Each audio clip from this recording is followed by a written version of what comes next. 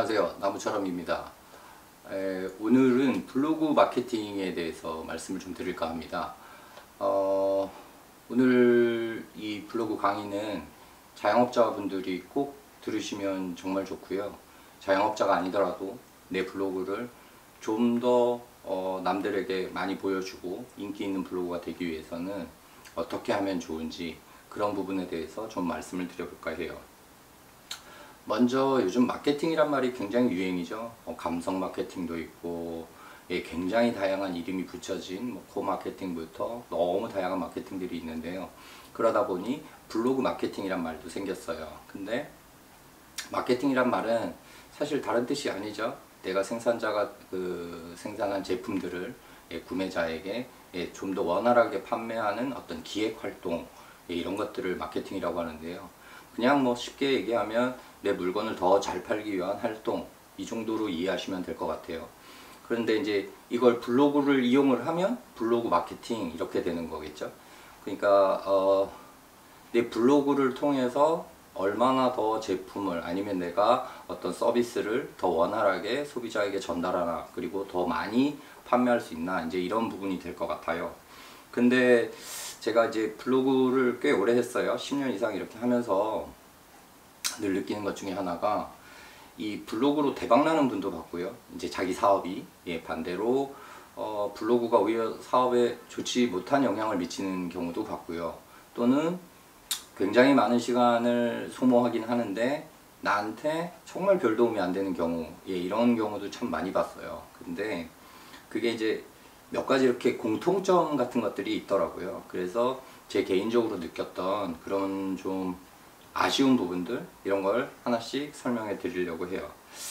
제일 처음 말씀드리고 싶은 부분은, 저한테 와서 이제 댓글 쓰시거나 사업하시는 분들이 이제 어떤 글을 바라보면서 또는 자신의 어떤 마음을 전달하면서 제일 많이 하시는 말씀 중에 하나가 진심은 통한다, 이 말씀을 참 많이 하세요. 진심은 통한다.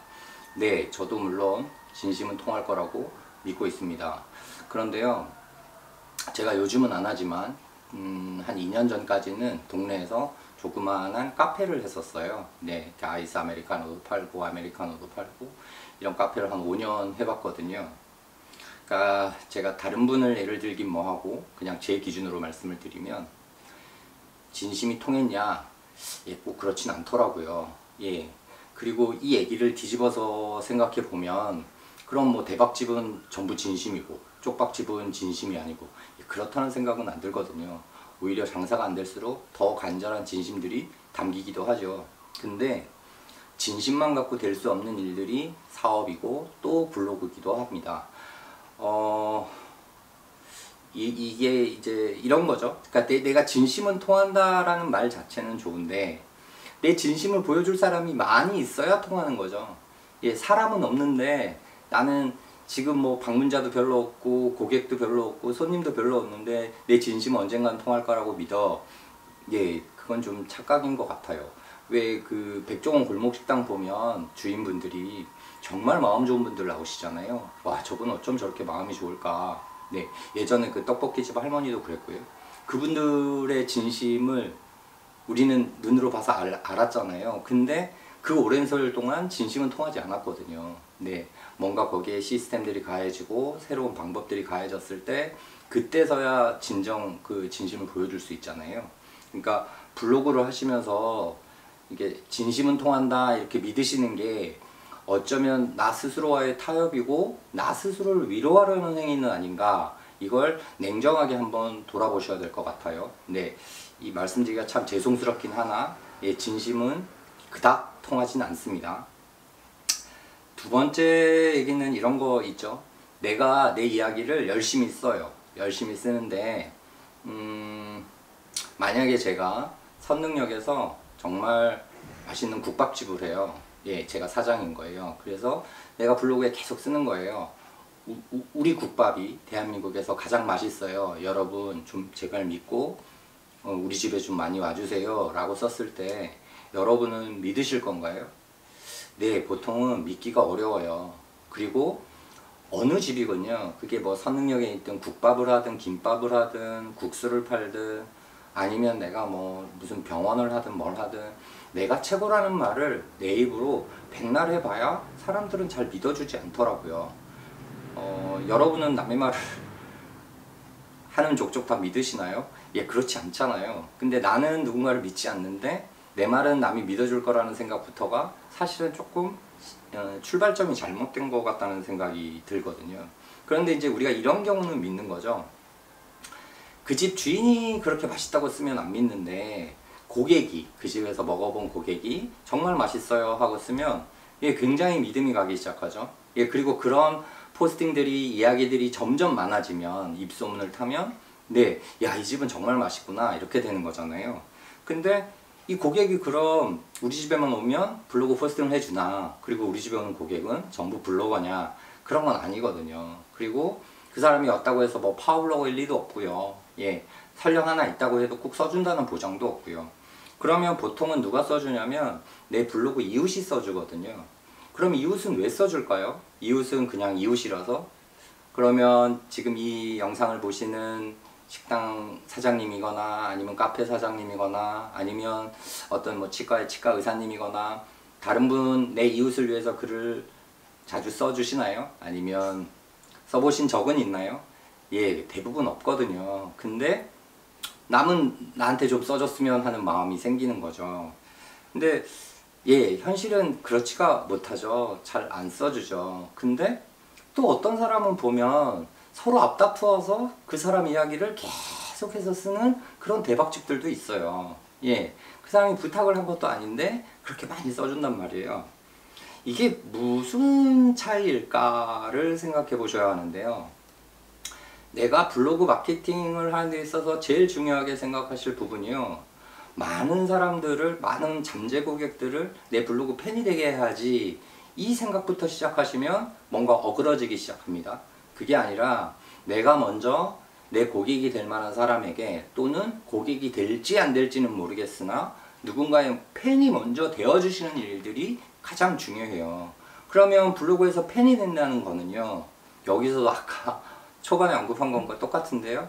내 진심이 보이지 백날 얘기해봐야 소용이 없어요. 진심은 보이지 않으니까요. 예, 부부간에도 진심은 잘 모르잖아요. 그죠? 근데 뭐 생판 남남인데 자꾸 얘기할 때마다 내 진심 보이지? 예, 전혀 보이지 않거든요. 그러니까 진심을 보여줄 수 있는 방법은 하나뿐이죠. 그분이 글을 쓸 때마다 가서 정성 들여 댓글 쓰고 내 마음을 담은 이야기들을 해주고, 예, 그게 제일 중요한 첫 번째 길이에요. 제가 블로그 영상을 찍을 때마다 사실은 댓글을 언급하게 되는데요. 댓글보다 더 중요한 건 사실은 없어요. 특히나 사업하시는 분들은 더욱 그래요. 제가 10년을 이렇게 쭉 하면서 물론 아주 특별한 케이스가 있긴 있어요. 없다는 건 아니고요. 블로그가요, 우리나라에 지금 네이버만 기준했을 때 개설된 숫자로만 따지면 4천만 개예요. 그러니까 누구나 하나씩 블로그는 다 열어놓고 있는 거예요. 5천만 국민 중에 4천만 개니까요. 근데 그 중에 이제 좀, 난 좀 활동을 하고 있어. 글도 가끔 쓰고 있고, 뭐 댓글도 쓰고 있어. 이런 사람들이 한 500만쯤 되는 걸로 추론되고 있는데요. 이 사람들의 마음을 잡는 일들을 이제 여러분이 하시는 건데, 내가 먼저 와서 댓글을 쓸 때만 또 이 사람이 써주는 거죠. 그러니까 이게 사실은 댓글 앞에 장사는 없거든요. 예, 댓글 앞에 장사가 없어요. 그러니까 예를 들어서 저를 생판 모르는 분이 어쩌다 한두 번 와서 댓글 쓰는 거에는 예, 저도 흔들리지 않아요. 그리고 뭐 유혹받지도 않고요. 근데 야, 이분 내가 뭐 어떤 사람인지는 잘 모르겠으나 한 달이고 두 달이고 끊임없이 내가 글을 쓸 때마다 와서 진심을 담아서 댓글을 써주시고 이러면 예, 제 마음도 움직이죠. 그거 안 움직이면 사람이 아닌 거죠. 그러니까 여러분이 먼저 하실 일이 그런 부분들이에요. 그래서 댓글을 꼭 쓴다. 이제 예를 들면 이런 거거든요. 여러분이 아까 제가 예를 든 대로 우리 국밥이 너무 맛있어요 라고 썼는데 그 밑에 댓글이 아무것도 없다고 생각해 보세요. 근데 저는 예를 들어서 그분 블로그를 처음 봤는데 보고 믿을까 말까 막 망설였어요 사실은. 근데 댓글이 아무것도 없어요. 그러면 더 믿을까요 안 믿을까요? 예, 내 믿음을 걷어들이게 되죠. 예, 걷어들이게 됩니다. 그러면 거기에 댓글도 많고 와, 이 집 꼭 가봐야겠어요, 아니면 정말 맛있어요, 이런 댓글이 달렸다면 예, 이 집은 메모해놨다가 가게 되는 거죠. 그러니까 여러분이 누군가에게 댓글을 쓰는 게 그 사람 좋으라고 쓰는 게 아니고요, 여러분 좋자고 쓰는 거거든요. 마찬가지로 꼭 맛집이 아니라 내가 어떤 제품들을 블로그에서 공구 이런 거 많이 하잖아요. 공동구매 이런 거. 예, 물건을 내놨는데 아무도 덧글이 없어요. 그럼 누가 사나요? 예, 살 수가 없어요. 불안해서. 이 사람이 진짜인지 거짓말인지 구분하기 어렵거든요. 그러니까 내가 그 덧글을 정말 열심히 쓴다. 이걸 절대 잊지 마세요. 이게 너무 중요하고요. 덧글 쓰실 때요, 제가 두 가지만 당부를 드리고 싶어요. 예, 이건 뭐 이제 각자의 판단인데요. 이제 블로그를 하다 보면 제일 당황스러운 이웃이라 그래야 되나요? 예, 아니면 좀 별로 가깝게 하고 싶지 않은 이웃들이 있어요. 저 같은 경우에는. 그러니까 어떤 분들이냐면 이게 참 아이러니한 건데요. 너무 솔직한 분은 이웃하기 싫더라고요. 너무 솔직한 분은. 그래서 이제 예를 들면 이런 거예요. 제가 만약에 이제 좀 많이 뚱뚱하다 이렇게 가정한다면, 예, 그분이 글을 쓰시는 거죠. 살 좀 빼셔야겠어요. 그러면서 가로 열고 써요. 저는 너무 솔직해서 탈이에요. 근데 이게 제 장점이기도 해요. 속으로 이 사람이 제정신인가 뭐 이런 생각이 들 때가 되게 많아요. 예, 그러니까 이게 본인이 다 알고 있거든요. 본인이 뭐가 부족하고 또 뭐가 어떤 부분이 어떻고 이런 걸 다 알고 있어요. 글을 쓰면서도 뭐 하면서도 다 알고 있어요. 예, 대부분의 사람들은 자기 스스로의 장단점을 다 알고 있는데 굳이 그 단점들을 콕콕 집어서 예, 그 상황에 대해서 언급해 주시는 분들이 많아요. 만약에 사업을 하시는 분이라면, 그리고 블로그를 통해서 내가 정말 목표한 위치가 있어서 거기까지 도달하고자 하시는 분이라면 너무 솔직하지 마세요. 예, 그러실 필요 없고요. 가능하면 칭찬 많이 해주시는 게 좋아요. 근데 이제 영혼이 없는 덧글 쓰시면 안 쓰니면 못하고요. 영혼이 없는 덧글은 이런 거죠. 뭐 오늘도 좋은 하루 되세요. 오늘 날씨가 참 좋네요. 뭐 잘 보고 갑니다. 뭐 정말 좋은 정보네요. 예, 이런 덧글은 괜히 쓰고, 예, 나 스스로를 폄하하게 되는, 아니면 이제 그 덧글을 받은 사람 입장에서 어떨까를 생각해 보시면, 예, 그건 참 애매하거든요. 그러니까 꼭 칭찬하시고 정성 담아서 쓰시고 이런 거 하시고, 제발 부탁인데 너무 솔직하지 마세요. 그리고 또 하나 이런 것도 있죠. 이제 어떤 분들은 이거 사실 너무 당연한 건데요. 그러면서도 내가 블로그를 정말 잘하고 싶다면 주의할 거기도 해요. 그게 뭐냐면, 내가 그 A라는 사람의 이웃이란 말이에요. 그럼 A가 글을 올리는데 재밌으면 가서 덧글 쓰고 재미없으면 안 쓰고. 사실 이거 되게 당연한 거잖아요. 되게 당연한 것 같지만 뒤집어서 생각하면 전혀 당연하지가 않아요. 이 블로그나 SNS의 세계에서. 입장 바꿔서 이렇게 한번 생각해 보시자고요. 제가 어떤 예를 들어서 치과 의사 블로그가 있는데, 이 사람이 하루는 앞니, 하루는 사랑니, 그 다음 날은 틀니, 그 다음 날은 임플란트.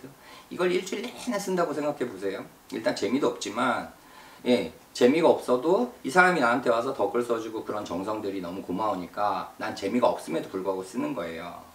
무슨 말인지 이해되시죠? 그러니까 상대방이, 그러니까 저한테 오는 것도 똑같은 거죠. 제 블로그에 와서 제 글이 매번 재밌어서 덧글을 써주시는 게 아니라는 거예요. 예, 그건 되게 큰 착각이에요. 저도 잘 알고 있거든요. 예, 보다 보면 사실은 우리 같은 일반인들이 진짜 재밌는 글을 쓸 확률이 일주일에 한 번 쓸까 말까예요. 나머지 6개는 대부분 사실 재미없는 글이죠. 그냥 재미는 없지만 이 사람의 진심이 담겨 있으니 어떻게 쓰든 그 진심에 더 다가가고 그 진심에 맞춰서 내가 이분한테 힘을 드려야지, 이렇게 해서 덧글 쓰는 거지.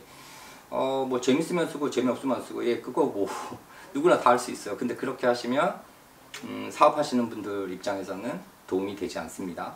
네, 그 다음 얘기도 하나 해볼까요? 내가 포스팅을 할 때요, 내 입장 말고요, 내 입장 말고 상대방의 입장에서 꼭 생각하셨으면 좋겠어요. 상대방의 입장에서 내 글을 보는 상대방의 입장은 어떨까. 특히 상대방의 입장도 오늘 처음 와서 보는 그런 어쩌다 들린 그 고객 말고요, 여러분이 장사를 하시면 단골이 있잖아요. 단골이 보는 관점에서 어떨까, 이걸 꼭 생각하셨으면 좋겠어요. 이게 무슨 말이냐면, 제가 앞서도 잠깐 언급했지만 내 이야기만, 내 가게 홍보만, 또 아니면 내가 하는 일만 계속 블로그 포스팅을 하면 이건 진짜 곤욕스럽거든요. 예, 예를 들어서 제가 앞으로 유학 갈 생각이 전혀 없어요. 근데 유학 얘기를 매일 쓴다고 생각해 보세요. 그거 되게 고통스럽거든요. 가서 덧글 쓰는 게. 그럼에도 이웃 간의 도리 때문에 가서 쓰는 거고 그런 건데, 이게 매일매일 되면 어느 순간에 지쳐버려요. 그러니까 여러분이 다른 분 블로그 봤을 때도 똑같잖아요. 제가 뭐 좀 전에 치과 의사 예를 들었지만, 내가 만약에 자동차 배터리를 교환하는 사람이다 그러면 오늘은 무슨 배터리를 교환했고 내일은 무슨 배터리를 교환했고 계속 쓰면 가서 보시겠어요. 예, 그게 사람 마음이 다 똑같은 거거든요. 그러니까 내가 너무 한 이야기만 집중하지 마시고 다른 이야기들도 좀 진솔하게 들려주시면 훨씬 더 좋은 거죠. 그런데 이게 이제 여기서 이제 적잖은 분들이 착각하시는 게 이런 게 있어요. 제가 지금 만약에 예를 들어서 치과 의사와 자동차 배터리를 교환하는 분, 이 두 가지 예를 들었잖아요. 그건 진짜 재미없겠네 하고 고개를 끄덕끄덕 하시는데, 근데 내 얘기는 달라 이러시는 거죠, 대부분.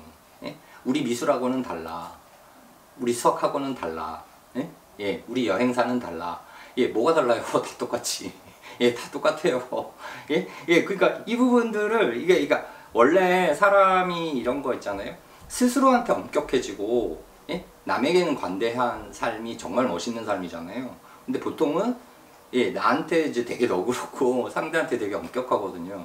근데 블로그를 하실 거면, 그리고 블로그를 해서 내가 정말 목표한 바를 이루시려면 남에게 관대하고 스스로에게 엄격해지는, 이걸 꼭 기억하셨으면 좋겠어요. 자, 그러면 이제 실질적으로 이런 생각이 드시죠? 아씨, 난 뭐 이웃 뭐 이렇게 더 글쓰기도 힘들고 뭐도 싫고 됐어. 난 그냥 체험단 그냥 돈 내고 해결할래. 체험단에 뭐 돈 얼마 주면 뭐 애들 와서 뭐 공짜로 먹고 쓰기도 하고, 어떤 때는 뭐 먹지도 않고 그냥 원고 주면 알아서 써주고 이건 되지 않아? 뭐 이렇게 말씀하시는 분도 있어요. 이게 그럼 과연 효과가 있을까 없을까 라고 얘기했을 때 제가 솔직하게 말씀드리면 아예 없다고 할 수는 없어요. 아예 없다 이렇게 말씀드리긴 어려운데, 그러면 내가 원하는 효과가 100이라면 이걸 얻을 수 있는 효과가 한 20? 10? 이 정도 되지 않을까. 여러분이 그런 거 있잖아요. 내가 쓰는 건 다르지만 또 남이 쓰면 조금만 뭐 해서 쓰면, 야 이거 뭐 공짜로 먹었네, 이거 뭐 홍보 체험단이네, 이거 돈 받았네, 돈 받았어, 뭐 이런 얘기 많이 하시더라고요. 그러니까 제가 작년에 그냥 제가 스스로 이 맛집 포스팅에 대해서 조금 더 많이 분석하고 잘 알고 싶어서 작년에는 맛집 포스팅을 꽤 많이 했어요. 1년 동안 거의 뭐 100개 가까이 한 것 같아요. 예. 근데 그 100개 하는 내내요, 정말 많이 들었던 소리 중에 하나가 뭐냐면, 이거 얼마 받았어요, 뭐 이런 건 얼마 받고 하세요, 뭐 이 얘기를 정말 많이 들었어요. 심지어는 제 친한 친구도 전화가 왔어요. 야, 너 이런 거 하면 얼마나 받니? 너 이렇게 돈 받아가면서까지 이런 거 해야 하니? 뭐 이런 얘기 정말 많이 하더라고요. 제가 진짜 놀랬거든요. 예, 돈 받고 한 게 하나도 없어요. 다 제 돈 주고 먹었어요. 예, 전부 제 돈 주고 먹었고요. 심지어 멀리 있는 데는 제가 그냥 멀리까지 다 달려가서 먹은 거거든요. 그러니까 이런 식으로 제가 진심을 담아서 써도 누군가는 홍보로 생각하거든요. 근데 홍보 체험단이 쓴 거는 누가 봐도 사실은 확 티가 나요. 이게 소위 말하는 영혼이 1도 없다는 게 느껴질 때가 너무 많거든요. 그러니까 이건 다시 한번 생각해 보실 필요가 있어요. 근데 이제 진심이 담긴 포스팅을 하나 하면, 예를 들어서 뭐 제가 A라는 국수집을 했는데 저를 좋아해 주시는 분들이, 아니면 이웃분들이 보고 이 사람은 이거 진짜 진심을 담아서 썼네, 근데 여기 진짜 괜찮은 것 같네 하면 그분들이 또 다녀오시는 거고, 다녀오셔서 뭐예요? 블로거들은 또 포스팅 하는 거고, 그 사람 걸 본 그 사람이 이웃이 또 하고 이러면서 이게 점차 늘어나는 거거든요. 그러니까 내가 가만히 앉아 있으면 아무도 나를 위해서 포스팅해 주지 않아요. 그래서 뭐 예를 들어서 저 같은 경우에 이제 한 사람을 뭐 한 번도 하고 두 번도 하고 세 번도 하고 이런 경우도 없는 건 아니지만 사실 그거 부담스러운 거거든요. 근데 또 어느 날 뭐 옛날엔 해주더니 지금은 뭐 또 안 하네 뭐 어쩌고 이러면서 섭섭할 이유가 하나도 없는 거예요. 여러분이 먼저 다가가서 그런 사람들을 많이 늘리시는 게 제일 중요한 방법이고요. 우리가 여기서 하나 생각할 게 이런 게 있는 거죠. 그럼 왜 대박집들은 이런 체험단 안 하나? 왜 안 할까? 그러니까 대박집 사장님들이 뭐 이미 대박집이 돼서 안 하는 이유가 제일 클 거고요. 두 번째는 대박집 사장님들은 이 블로그의 원리도 꽤 잘 아시는 것 같아요. 그래서 이게 뭐 어떤 게 효과적이고 아니고를 너무 잘 아시는 것 같아요. 그래서 그 부분에 대해서 여러분도 다시 한번 생각해 보시고요. 특히 이제 사업하시는 분들이 포스팅하다 보면 자주 저지르는 실수 중에 하나가 바쁘다 얘기를 되게 많이 쓰세요. 굉장히 바쁘신 거 알아요. 진짜 바쁘실 거예요. 저도 카페에 보니까 손님이 없어도 바쁘더라고요. 손님이 없어서 바쁘고 뭐 아침에 제 시간에 출근하는 것도 바쁘고 또 집에 들어오면 쉬기 바쁘고 예, 끊임없이 바쁜 연속인데요. 근데 여러분도 아시잖아요. 예, 세상이 얼마나 냉정한지. 예, 좀 야속하지만 내가 바쁘다는 걸 남들이 막 인정해주면서 야, 이 사람은 바쁘니까 뭐 내 블로그엔 안 와도 괜찮아. 난 그래도 이 블로그에 난 죽기 아니면 살기로 올 거야. 이 사람 바쁜데 너무 열심히 살아. 이렇게 생각하는 사람이 없어요. 예, 아예 없진 않겠지만 100명에 1명 있을까 말까예요. 대부분은 제일 먼저 드는 생각이 이런 거죠. 바쁜데 포스팅은 어떻게 했지? 예, 그렇잖아요. 바빠 죽겠는데 포스팅은 계속 하시거든요. 예, 그러니까 이 부분에 대해서 진짜 바쁘더라도 바쁘다 안 쓰시는 게 훨씬 더 좋아요. 여기에 또 하나가 이런 거죠. 요즘 너무 힘들어요. 예? 요즘 코로나 때문에 너무 힘들고 뭐 때문에 너무 힘들고 뭐 제가 이제 카페 하면서 그런 생각이 들더라고요. 1월은 연초라서 뭐 돈 아껴 써야 된다고 다부지게 맘먹으니까 그래서 사람들이 카페 잘 안 오는구나. 2월은 설날도 있고 뭐 명절이 있으니까 돈 아껴야 돼서 또 안 오는구나. 그리고 3월 4월은 이제 따뜻해지니까 봄나니까 다 외부로 나가서 카페 올 이유가 없겠구나. 안 오고. 5월은 또 가정의 달이라서 어린이날, 어버이날, 스승의 돈 쓰는 데 많으니까 또 안 오는구나. 6월은 이제 7, 8월에 휴가 갈 준비하니까 예, 돈 아끼느라고 또 안 오고. 7, 8월은 휴가 가서 안 오고. 9월은 또 추석이라서 안 오고. 그러니까 한 10월쯤 뭐 잠깐 오는 듯 하고 11월은 추워서 안 오고 12월은 연말이라 안 오고. 근데 와야 할 이유가 잘 없는 거예요. 그렇게 따지면. 네. 그러니까 이제 1년 내내 저는 힘든 거죠. 예, 뭐 이번 달은 뭐 구정이라서 너무 힘들고요. 이번 달은 뭐 애들 개학해서 힘들고요. 이런 얘기들이 우리 그 고객에게, 잠재 고객에게 또는 손님에게, 이웃들에게 이게 어필할 수 있나? 이건 한번 생각해 보실 필요가 있어요. 어필 못해요. 그러니까 제가 유튜브 하면서 더 많이 느끼고 있는 것 중에 하나기도 하고 블로그에서도 마찬가지인 게 유쾌하고 즐겁고 밝은 그런 블로그들이 대부분 다 성공해요. 막 진지하고 늘 괴롭고 힘들고 뭐 마음이 너무 아프고 나 요즘 우울하고 뭐 이런 얘기들 있잖아요. 그게 어쩌다 한 번은 괜찮죠. 뭐 아예 뭐 쓰지 말라는 건 아니지만 그런 얘기가 자주 언급이 되면 왜 같이 지치잖아요. 같이. 내가 굳이 따로 시간 내서 남의 글도 읽고 가서 댓글도 쓰고 이러는 건 내가 블로그 하면서 더 즐겁자고 하는 건데 보통의 대부분의 사람들은 내가 왜 여기서까지 인상 쓰면서 같이 괴로워하고 눈물 흘리고 막 그래야 하나. 그런 생각 안 하거든요. 그러니까 바쁘다 힘들다 이런 말씀은 안 쓰면 안 쓸수록 좋습니다. 그리고 제가 또 안타까운 분들 중에 하나가 이웃을 좀 함부로 판단하는 경우가 있어요. 그러니까 이게 보면 보인다는 거죠. 예를 들어서 사업하시는 분 입장에서 야, 저 사람은 우리 집에 올 것 같아. 아니면 저 사람은 안 올 것 같아. 또는 저 사람은 돈이 좀 있는 것 같아. 아니, 저 사람은 별로 없는 것 같아. 저 사람은 좀 스마트해 보여. 저 사람은 좀 멍청해 보여. 여러 가지로 이웃에 대해서 함부로 속단하는 경우가 있는데요. 절대 그러지 마세요. 세상 일은 몰라요. 진짜 몰라요. 그러니까 그리고 대부분의 예측이 저거 한 10년 해보니까요. 거의 다 틀려요. 거의 다 틀리고요. 잘 맞지도 않을 뿐더러.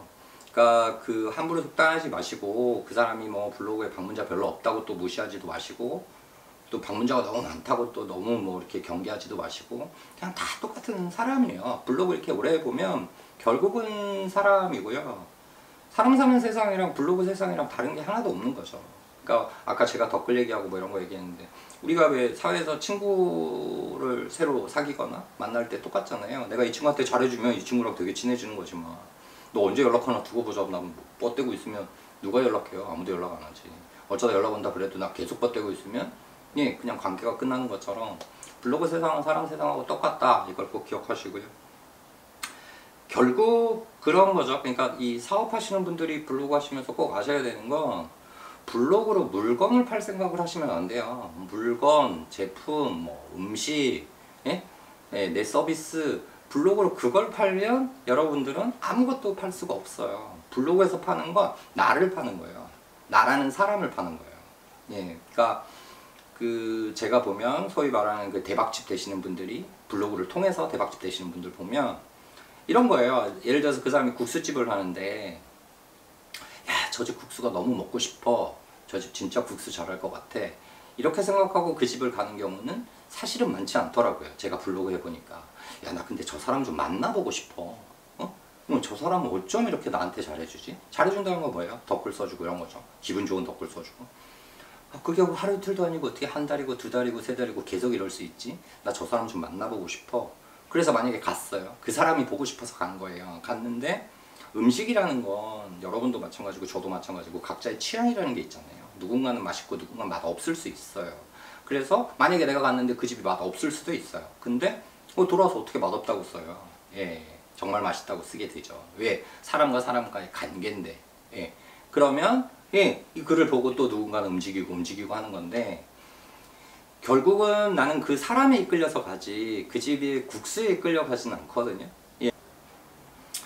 블로그도 마찬가지고 사업도 마찬가지인데, 제가 예전에 이제 한 분 만난 분, 그 대박집 사장님 중에 한 분이 그런 말씀 하시더라고요. 처음에 오픈하자마자 예전에 너무 잘 됐대요. 초대박이 났는데 자기가 좀 거만해졌었다고, 오만해지고, 예, 그러면서 사업이 급속도로 이렇게 내리막을 탔는데, 올라가는 건 운 좋게 됐는데 내리막을 타고 나니 다시 하기가 너무 어렵더라. 그래서 다시 살리는 데 있어서 정말 오랜 시간이 걸렸다, 이런 말씀을 하시는데요. 블로그도 비슷하거든요. 블로그도 비슷해요. 그러니까 뭐 이게 저도 오래 하다 보니까 저도 이제 그런 실수를 꽤 많이 저질렀어요. 그러니까 어떤 때는 너무 많은 댓글이 부담스러울 수도 있고, 어떤 때는 그냥 괜히 이 사람들이 미울 수도 있고 막 그래요. 사람이라는 게 그렇잖아요. 예, 근데 그래서 같이 나도 바보처럼 행동을 해버리면 내 블로그가 한참 좋다가 쑥 떨어지는 건 순식간이에요. 근데 쑥 떨어진 상태에서 다시 올라오는 데는 1년도 더 걸려요. 근데 그 1년이란 시간도 그 전에 예를 들어서 하루에 뭐 한두 시간 쓰면 됐다 그러면 그 나머지 1년은 서너 시간 이상, 그 2배, 3배 이상을 투자해야 원래 상태로 돌아갈까 말까거든요. 그러니까 사업도 마찬가지고 블로그도 마찬가지인데요. 오늘 제가 전해드린 이 말씀들이 정말 아무것도 아닌 것 같이 느껴지실 수도 있는데요. 사업하시는 분들은 진짜 잊지 마시고 이 점을 꼭 기억하셨으면 좋겠고요. 사업하지 않는 분들이라도 마찬가지예요.